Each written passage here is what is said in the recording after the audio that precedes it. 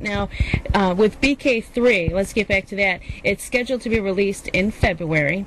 Now, it was initially set for February 2nd now. Yeah. Yeah, it was pushed back. What made you, or move it up? What made you? Well, I always wanted the sooner the better. That was my attitude. Okay. Right. And the truth is, once the European label was ready to go the very end of January. It's funny because Europe and America don't usually pick the same days, just the way the business is set up. I think the rest of the world is always on a Friday, and America always does it on a Tuesday. Don't ask me why. I'm not in the industry that way, you know.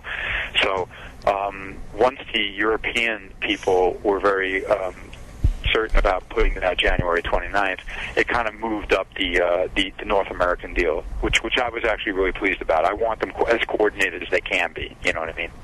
Because I've been talking about this record for a long time. Yeah, 6 years, right? Yeah. Well, I've been maybe talking about it for 6 years, but certainly the last couple of years I've been talking a lot about it, you know, and it's time for everybody to hear it, you know. Oh, yeah, it's been very much highly anticipated, especially you know, myself and you know anyone who's familiar with you. Now, you also you invited a lot of guests to join you on the album.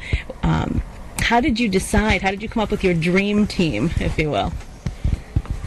Well, Jeremy Rubolino is a friend of mine that I knew for many years, and he really, just was asking me, like right when I was doing the second album, Transformer, to be involved. And I said, I'm not, I'm kind of like already set to do it, so let's talk about the next one.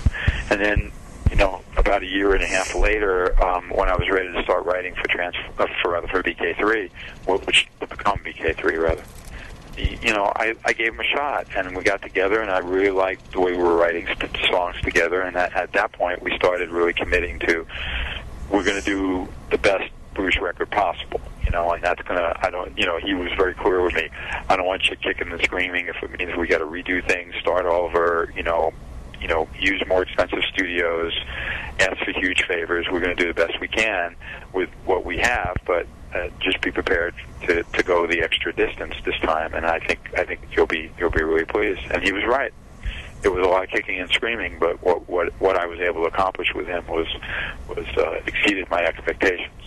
Now, the two of you produced this together, correct? Because the production is amazing. Yeah, I like to call him producer only because even though I'm there agreeing with him or helping produce it, so I take a co-production credit, and together we've produced artists in a similar, way. But since my name's on it, it's a little easier for someone objective whose name is just getting a producer title it's easier for him to kick my ass. I don't have an ego attached to that, if you get what I mean. Right, I got it. So at least I can do for the vision that Jeremy was striving for was to give him the like that on its own line, the producer credit, Right. Because he did make me think out of the box, both business-wise, meaning ask this guy, let's go there, why don't you try this, and musically, because his musical talent is very unique in the fact that he comes from a more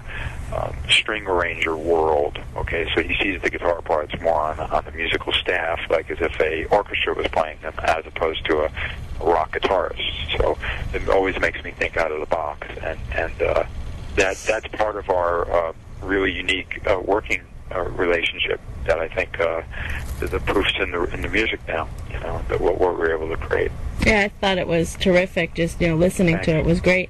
Now, what was it like? I have to ask the question. Working with Gene and Nick Simmons on this album. Well, very different. Obviously, Gene's a total pro. He knows what it is to get serious and write a song, and then come on in and we finished the lyrics at Henson Studios in the Aquarium Lounge in about 45 minutes, and then within an hour he sang it.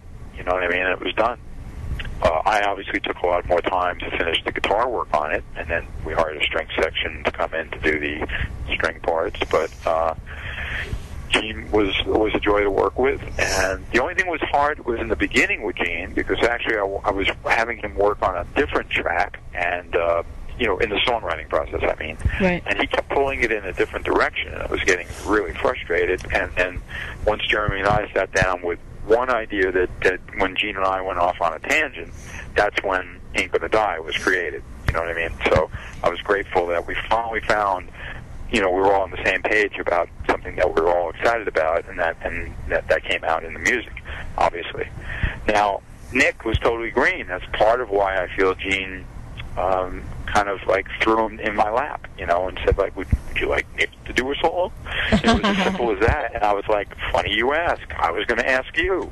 You know what I mean? Because I really was. That was something that Jeremy and I discussed. Like, this kid Nick, I hear he sings, and he's so, like, kind of natural on the show, being a very cool... At the time, I guess he was still, I could still call him a teenager when we discussed using him, you know what I mean? But what a fun guy. I mean, first of all, he's very, very bright, and he's very smart, and he's very talented. He has all this, his passions, he is into music, but his passion is more like the kind of comic book sci-fi world, and he... what he contributed lyrically to that song, which is all his lyrics, were very, very strong, and I was really, really loving them, And in the studio, he was completely green, and that means he really wasn't that comfortable at first. He didn't understand some of the terms that people that have a lot of experience in the studio, but boy, he was a fast learner, and by the time we wanted to do some harmony for him, and have him come back in the studio a second time, he actually said, do you mind if I sing it again? I know I can do it better. We were like, sure, go for it. We were happy with what we had. He did a fine thing the first time, but I could tell that now that he got that under his belt, first time being in a big studio, sitting in the booth, if you get what I mean, oh, yeah. Being produced and red light on, you know what I mean, recording light on. He just really nailed it the second time, and I was really glad we had that opportunity to do that with him. So, that song, it came out so powerful. The label's releasing it as the first digital single, January 12th, I think, or sometime in January before the pre-release of the record. And I'm going to be speaking to Nick this week about that. I'm not even sure if he's aware yet. I was busy traveling to Australia and all, but I'm thrilled to have him involved in the record. Now, I have to ask this too, was Gene involved when he was there? Was Gene there with him pretty much all the time? No, and I have to say, as much as I didn't know how that would be. Would he play stage dad? Would he be, all over this? But I'm very grateful that Gene trusted Jeremy and I to take care of Nick in the right fashion, And, of course, once the track was all mixed and everything, I shared it with Nick, and Nick was thrilled. And then he said, could I hear my dad's song? Because I didn't share that with Gene either right away, because I just didn't want another cook, you know what I mean? Right. It could have been, he knew what we had, so I know he trusted that it was going to come out strong, but I gave it to Nick, and I said to Nick, please don't play it for your dad, actually, because I don't need any aggravation, just in case. And he goes like, first of all, I think it's killer, and my dad would understand that, so don't worry. It was kind of fun, because out of respect, you want them all to be in the loop, but at a certain point, it can't go overboard, because that can be really complicated.